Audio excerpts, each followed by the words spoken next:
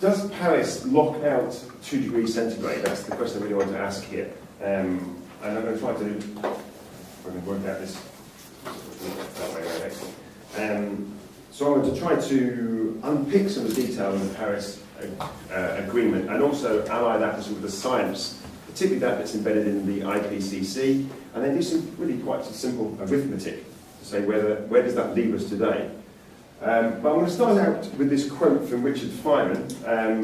You can all see this.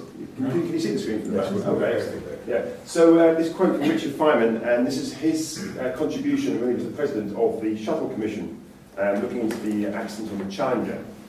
For successful technology, reality must take precedence over public relations, for nature cannot be fooled. And the argument that I make is that we, collectively as a society, and I include within that the scientific community, have been knowingly and deliberately trying to fool nature for at least 10 or 15 years on climate change, if not considerably longer than that. And I will come back to that quote later on. Obviously, I wasn't directly talking about climate change, but I think it really captures the delusion that we all share when it comes to climate change. I also think it's important, before we ever think about how we resolve a problem, to remind ourselves where we are today. And I think most of us, again, are fairly reluctant to acknowledge where we are in terms of the challenge. And only then can you start to think of what the solution space might look like. The mitigation message hasn't changed since the first IPCC came out in 1990. Not a lot has changed really since then. We had everything we needed to know, we knew everything we needed to know about climate change in terms of mitigation in 1990, 25 years ago, a quarter of a century of complete and utter failure to address climate change. And I think we have to remind ourselves of how abject that failure, of which we have presided over, has actually been. The emissions this year will be 60% higher than they were at the time when we first pretended to care about climate change. 60% higher. That's success. That's what our success looks like quantitatively. 25 years and a 60% increase in our emissions. And the other thing to bear in mind is that the carbon dioxide concentration in the atmosphere that we see today is higher than it has been for at least 800,000 years. Now that is 3 times longer than we've been on the planet. So that is that again is a fairly sad indictment that we've brought about that sort of level of change, and we are absolutely certain it is from the burning of fossil fuels because it has an isotopic fingerprint on the CO2. So that's our backdrop. And I think, it's not meant flippantly, I actually think it's quite seriously that before we start to reflect on where we need to go, we need to perhaps hold our heads down and just reflect for a minute, perhaps a little bit of shame that this is what we're handing on to the next generation. This is what we've chosen to hand on to the poor people around the planet and our own children. And we have knowingly done that for 25 years, our deliberate inaction. So I think it's not a bad point just to reflect where we are today before we start to think about where we must go from here. And by and large, not everyone here can be held responsible. Those of us with grey hair certainly can be held responsible for this. Or no hair. That's often fashion choice as well nowadays. So here is that's an offending article, but that would be unfair. Here is the Paris Agreement. This is the final text of the Paris Agreement, and 32-page document, the usual sort of fairly dry thing to read. Have any of you had the pleasure of ploughing through it? Most riveting of reads. And as was already pointed out, I do think, and I want to emphasise, because I'm going to be fairly critical of some of what's within that and our response to it, that it is an important diplomatic triumph. And I think see this in 2 respects. Firstly, the idea that pretty much every single world leader came together and said that they think that the climate change science is broadly right is a huge step forward. There's been a very strong set of vested interests trying to unpick climate science, and they've been doing that probably with far more money than the climate scientists have had to actually do the research, to be honest. And in the end, the climate scientists have won out. Government leaders have come together and said, we believe the science. The second triumph, I think, I would say, is wrapped up in this particular paragraph. And there are other triumphs within it as well. But I'm not going to focus on those today. I'm going to focus on the mitigation side in particular. And it's this little paragraph here, which I've blown up to have a look at, just here now. And it says to hold the increase in global average temperature to well below 2 degrees C, well below, not a 50-50 chance of, above pre-industrial levels, and to take pursue efforts to limit the temperature increase to 1.5 degrees centigrade. It also, very importantly, makes reference now to doing this on the basis of the best science, and in the penultimate text, before the final text, that was removed. Best science had been removed, and quite a few of us argued it should be put back in. We argued for lots of other things to be put back in as well, but they weren't, but that one at least was included. And I think it's really important that we have that in there, because that gives us, again, very clear steer as to what quantitative framework we can use to assess our policies.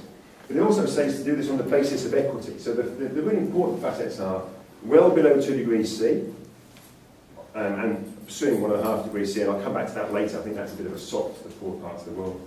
To do this on the basis of the best science, that leads us very clearly to, I would say, the IPCC reports, and probably some updates over periods of time as well. And also to think about issues of equity. So when we think about what that means for our country, to take account, are we one of the wealthy parts of the world? And if we are, then what we have to do should take account of the poorer parts of the world that need some additional emission space and time to deliver the mitigation rates necessary for 2 degrees C. But then, if you put those together, these allow us to push our paymasters, our leaders, ourselves, our universities, our institutions, very hard indeed. You can quantitatively frame the policies that we put in place and say, are they in line with what we've signed up to?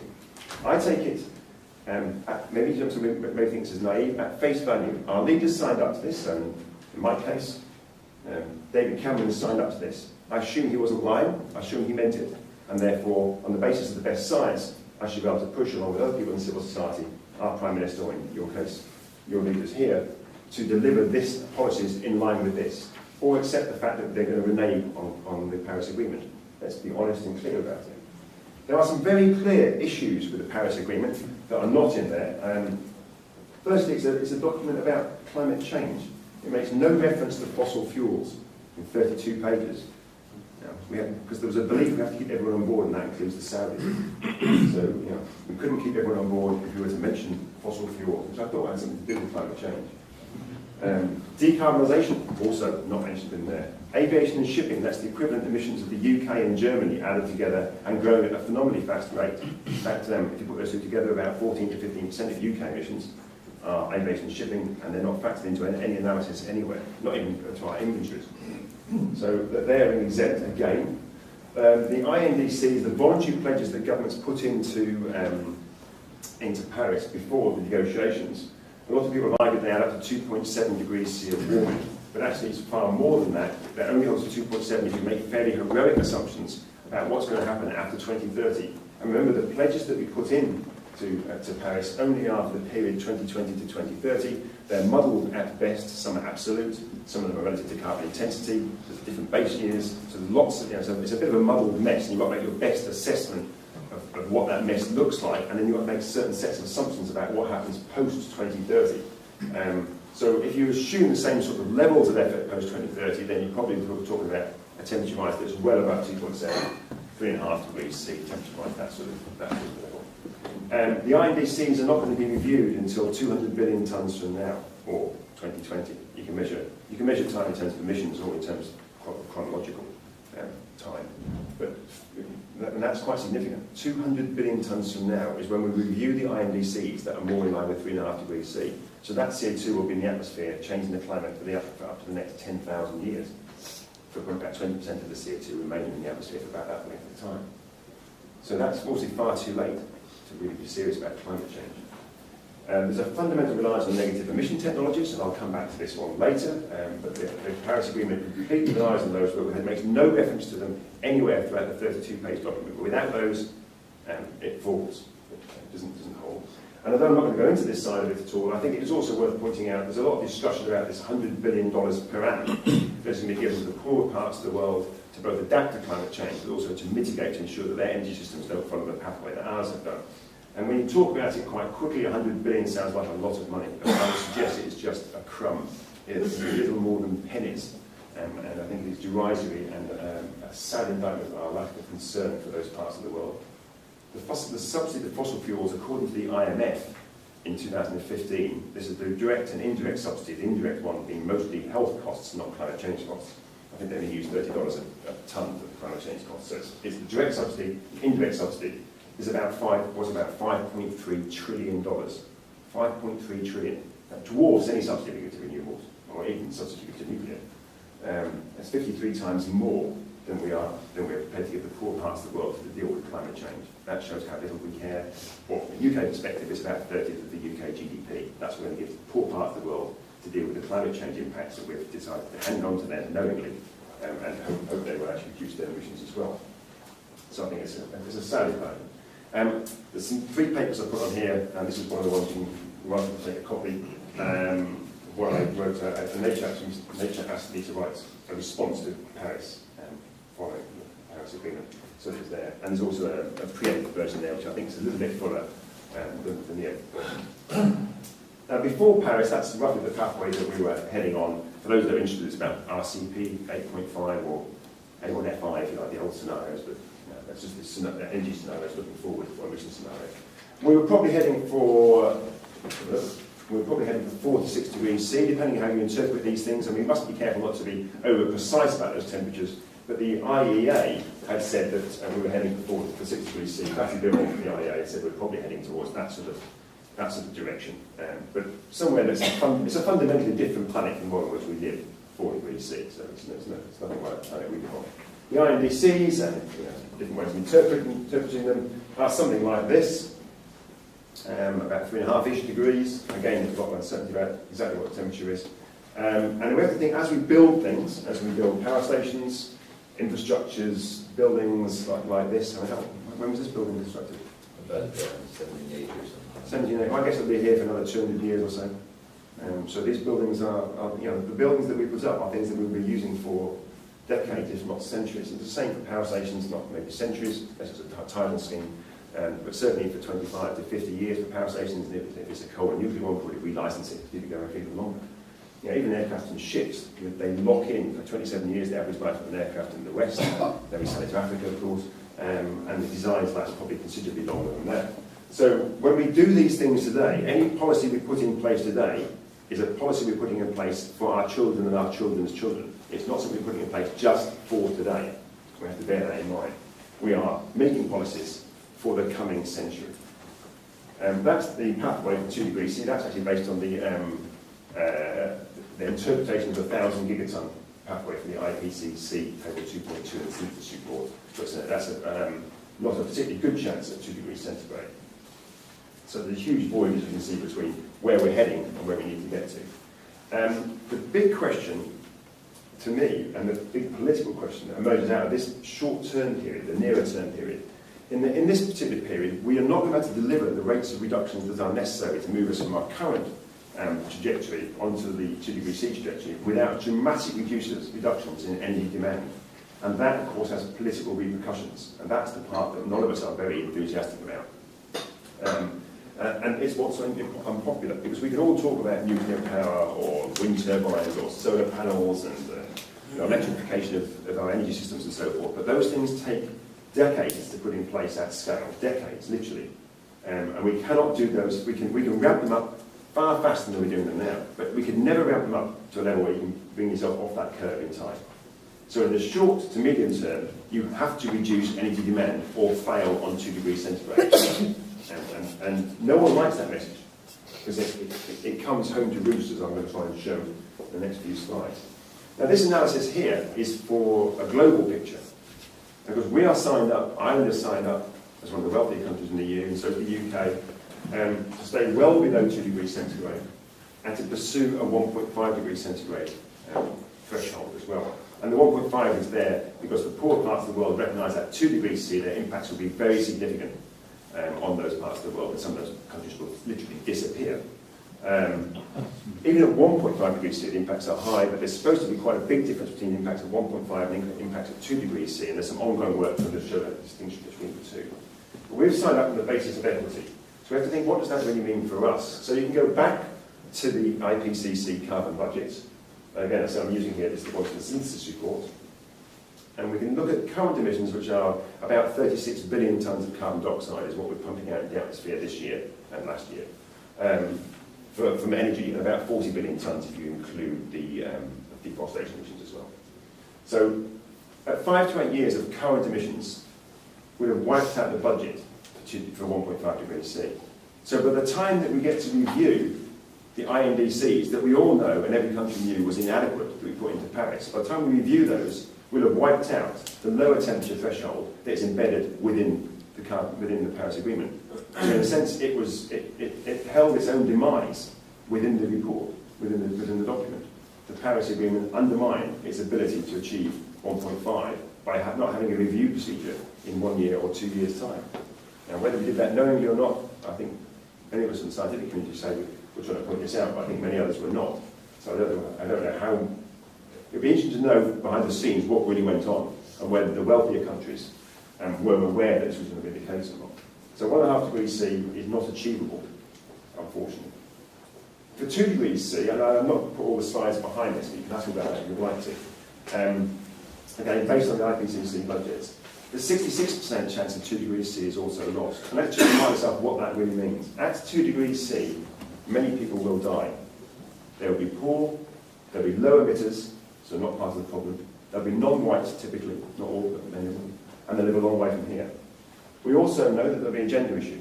So we know when we stress communities, the people that suffer most are the women and then the children. So there is a race dimension, a gender issue, and an age issue related to this that we must not forget. And we have to remind ourselves, we are knowingly doing this and have been for a quarter of a century. So we have the lights on here, because it's nice for us, but know that the impacts on that will be felt by poor people around the globe. 66% chance of 2 degrees C has gone. We've blown that. Now, given that 2 degrees C is dangerous, I always use this analogy with flying, which hopefully none of us do if we're concerned about climate change. But would you ever get on a plane if it only had a 66% chance of landing safely? You wouldn't, would you? But that's only got 400 people on the plane, or whatever the plane might be. This one's got 7.3 billion people on it. And yet we're prepared to take that risk. We're not even prepared to take that risk. We're at 50% chance of landing safely. That would require us to be in a warlike footing. In the elections you had here recently, was climate change at the forefront of the debate? Yeah. Of course, it isn't the EU. It was in some policy. For what? Oh, well, that's good. That's good to hear.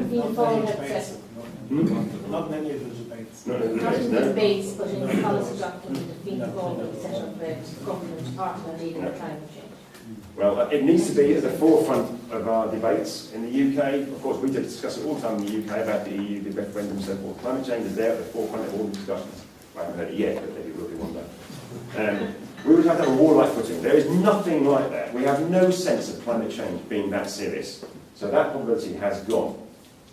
We are now in for an outside chance of 2 degrees centigrade, with all the implications that entails. An outside chance is the best that we have. And my concern, sorry, I'll come back to the other concern later slide. So the question then is that actually for policymakers, that's not particularly helpful. We're talking about a global issue, and obviously if you're an Irish policymaker or if you're running a company, you want to know, well, what's that mean for me? Global figures aren't helpful. What's that mean for me as a leader in my country or within a country or an organisation? You can work that out because we're told to do this on the basis of the best science. So you can just do some quite simple mathematics here. We have a carbon budget. Now there's a range of budgets, and you can look at the range of budgets, but the analysis holds really across the full range. We have a range of budgets for a 33% chance, an outside chance of 2 degrees centigrade. And we take that from the IPCC. We also can estimate, depending on what we assume, for the poorer parts of the world, what their emissions will be from the poorer parts of the world over the coming century, or really over the coming few decades. So we can do that. We get their carbon budget. You literally just subtract number 2 from number 1, and you get what's left for us. That's a very small, very weak equity dimension in there. And we think first about how can the poor people manage to have successful economies and successful societies, and with what their emissions would look like, and then from that we work out what would be left for us in the wealthy parts of the world that have caused the problem, by and large anyway. So let's imagine that the poor parts of the world could peak their global emissions, this is dominated by China, by 2025. Now that is an enormous request, but what I think is viable now, and actually there's an interesting paper out by the LSE just suggesting that that sort of time frame is viable. China said 2030 in Paris, India said 2040. A lot of people think it would be quite late. But I think a lot of the changes we're seeing in the global economy at the moment suggest that that is a viable peaking date for global emissions. But that in itself, of course, is not enough. You then have to bring the emissions down. Let's imagine they bring emissions down, they have successful mitigation policies, that are reach 10% per annum by 2035. That's 3 times higher than most economists, or some economists, would suggest it's compatible with economic growth. 3 times higher than the Stern report included. So that is a huge request for these parts of the world. And given that they're growing at some of China, possibly 6% per annum is the latest estimate, that's a 16% improvement in carbon intensity year on year, 16%. Just think what you're discussing in Ireland. I know the Welsh government are talking about 3% and are failing on that. They have to fully decarbonise their energy system by about 2050. And that's, when I say that, that's not electricity. Electricity and energy both end in E, or start in E and end in Y, but they're very different. 80% of the energy we consume in Ireland, the UK, and most industrialised parts of the world is not electricity. 80% is not electricity. Only 20% is electricity. And it's much harder to decarbonise than 80%, and that's probably why you have to electrify. But this means that by 2050, planes, refrigerators, cars, ships, everything is zero carbon, not low carbon. Low carbon isn't low enough. It has to be zero carbon, or your temperature rises will keep going up. So you can work out the carbon budget for that, and you have a carbon budget from the IPCC, you take one away from the other, and you come to the point, what does that mean for Ireland? Well, in terms of reduction rates, and we're reviewing this in relation to the latest IPCC reports and some other work that information we've got, and of course the slight slowdown, the significant slowdown in emissions over the last 2 years at a global level. We have to have at least 10% per annum reduction in emissions, 10% every single year. What are you discussing in Ireland? Nothing like that. An order of magnitude lower, I would think. Nothing, it's going up. Going up, well, considerably more than an order of magnitude lower. So starting from now, that's a 50% reduction in emissions by 2020. 50% reduction. Remember this is across all of your sectors. 75% reduction by 2025, 90% reduction by 2030, and basically Ireland, along with the wealthy parts of the world, for an outside chance of 2 degrees centigrade, would need to have zero emissions in its energy system by about 2035. So by and large, the wealthy parts of the world have to become fully decarbonised by 2035, there or thereabouts. And this is really pushing the envelope for the budgets a little bit. Really should be a little bit earlier than that. And 2050 for the poor parts of the world. So it's a very different message from the one we normally get to hear. What did we submit? What has Ireland signed up to in Paris, along with the rest of Europe? 40% reduction by 2030. Less than half of what is necessary for an outside chance of 2 degrees centigrade. And we're the wealthier, one of the wealthier parts of the world. Ireland, in particular, unlike the UK, has an excellent renewable potential as well. How can this be reconciled with these sorts of official accounts? This is working group 3 of the IPCC. That's the more political report in the IPCC on mitigation. We've got the science report, which are much less political. Mitigation costs would be so low that global economic growth would not be strongly affected. Yes. Mother of an apple pie, have your cake and eat it, all that wonderful rhetoric we all like hearing. And the UK account is very similar to that. To keep to 2 degrees C, we must cut UK emissions by at least 80% by 2050. Well, that's got nothing to do with climate change. That's just a random number for 2050. But the good news is that reductions of that size are possible without sacrificing the benefits of economic growth and rising prosperity. So you can see George Osborne smiling all the way to the carbon bank with that. So we all want that sort of future. We all want to think that was the case. And yet that's completely at odds with what I've just tried to show you, which is just applying some basic maths to the numbers in the IPCC report. So just basic arithmetic shows that these are wrong. Now, why is it that we have to say, or how is it we have to say these things? And these are repeated, by the Sterns of this world, Michael Jacobs of this world in the UK. But lots of people say this idea of the win-win, green growth. That's the way we're going to resolve this problem. And I would suggest we've left it too late. Probably true in 1990, but not true in 2016. The first of these is reliance on a negative emission technology called BECCS. Is the most common one that people talk about, and that's biomass, energy, carbon capture, and storage. By and large, we're going to grow trees or plants, miscanthus, switchgrass, other forms of willow, other things like this that as they grow will suck CO2 out of the air through photosynthesis, the normal process of growing biomass. We will then harvest that, chip it, put it into pellets, whatever it might be, ship it all the way around the world and burn it in the world's power stations. That's a fairly major request or task in itself, doing that. We're going to capture the carbon dioxide from the chimney of those power stations the best that we can, using carbon capture and storage, catalysts like A1 scrubbers and so forth. We're going to liquefy the CO2, or at least almost that, to a phase change state, compress it and pump it underground somewhere a long way away and hold it there for a few thousand years. Now that's what we're aiming to do, because we can't be bothered to, as I often point out, to find a way of travelling 6 miles to pick up a newspaper that doesn't rely on 70 kilograms of human being getting in 1,000 kilograms of car. Rather than find a way to do simple things like that, or to stand in the room without the lights on, giving a presentation. We are going to do this. Turn off the lights.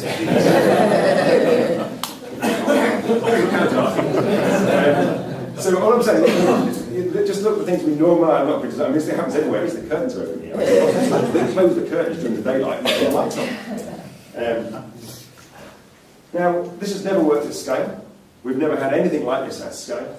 There are huge technical and economic unknowns to this particular policy, belief. There are huge efficiency penalties, probably 15 to 25% efficiency penalty if you bolted this on the back end of your power station, remembering that most power stations are only 35 to 55% efficient anyway. Then you bolt this on the back end, and then you lose 4 to 6% of the grid before you put it into a very inefficient appliance in your home. So most energy is simply lost through that process. Limited biomass availability, planes expect to use it for flying us around the world, shipping expects to use it, the car industry was already using it in fuel. We're going to be growing food for 9.3 to 9.7 billion people by 2050, and the chemical industry expects to use biomass for a feedstock into its industry as well. So all of that is expected to be grown on a round planet. And we have to have our fingers crossed that in the interim, while we choose to carry on doing very little about climate change, that our ongoing high levels of emissions in the atmosphere will not create a whole suite of other sets of feedbacks that are not factored into the climate models with sufficiently uncertain to do so, but for instance, the melting of the permafrost and the releasing of methane into the atmosphere.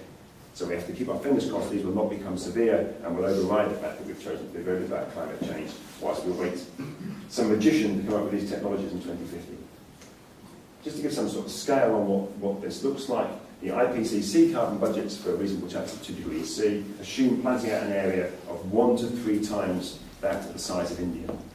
As I say on this, that in the UK we probably think it is India because we have a colonial past. But what past with Hughes Island? Colonial past. I'm sure we won't be planting it in the UK. Well, we will be planting it. We're about to take some of your windows, so we want to hear your biomass as well. 1 to 3 times the size of India, year after year, decade after decade. We have to store hundreds of billions of carbon dioxide, just enormous quantities of carbon dioxide, securely underground for 1,000 or more years. Now that is a huge request, and the Paris Agreement is fundamentally premised on that working. And so is the Committee on Climate Change evidence to the UK government. The UK government has carbon budgets that was vaguely enshrined in law. I think the only government in the world that has carbon budgets. So significant credit to it. The budgets are very weak and they rely on that technology working. If you look at the recent advice to government, the Committee on Climate Change 5th report, only one reference to BECCS and negative emissions is in there and it's in a footnote. It's much smaller text than the rest of the pages. But all of that looks quite optimistic when you consider the second technology that's required, which is a time machine. Now that sounds quite flippant. No one seriously is thinking in the IPCC or advice to governments that we actually require a time machine to go back in time. Well, unfortunately it is, and I'll come back to that in a second. But just remind ourselves here. This is what Feynman said, and this is what I'm trying to say. We are actively, deliberately trying to fool nature. We have taken the view that economics is more important than the second law of thermodynamics. That 15 or 14 billion, whatever it is, 13 to 14 billion years that we've used physics, physics has been in existence since the Big Bang, that survived all that time, and yet we've got these short-term ephemeral economic models that we think now are going to outlive physics. I've got a feeling in the end of the day that physics will win out and that we will fail if we think we're going to fool nature. And there's another paper here talking about the negative emission technologies, so feel free to take that one as well. It was published in Nature Geosciences. So here's what I'm saying here, flippant. But let's look at the IPCC scenario database. There are 400 scenarios in that database. These are future emission scenarios for a 50% chance or better at 2 degrees C. Of those, 86% include negative emissions. 86%. The other ones that are in there assume global emissions will peak in 2010. And I can't remember the exact number of this, and I remember discussing it with a colleague in Norway, but I think it's somewhere about 70% of the emissions in that particular group include both negative emissions and an assumption that we'll peak emissions in the past. And the UK government's policy is premised on the UNEP GAP report, United Nations GAP reports, and in that, around 80% of our scenarios that underpin government policy assume a 2010 peak in global emissions. 2010. So we do require a time machine to fit with the advice that we're giving our governments. So when we think about this, Paris, far too many academics, either they're saying something or they're complicit with their silence, and politicians, rather than focus on urgent and deep mitigation today, which will have hugely profound political and economic and social challenges. Now, that is going to be very difficult for our society to deal with these sorts of rates of change. Rather than doing that, we're relying on our kids coming up with a non-existent technology in 2050 that will suck huge quantities of CO2 out the air and store it somewhere safely. Do we think that's a reasonable, reasoned approach? But that's what we're all relying on.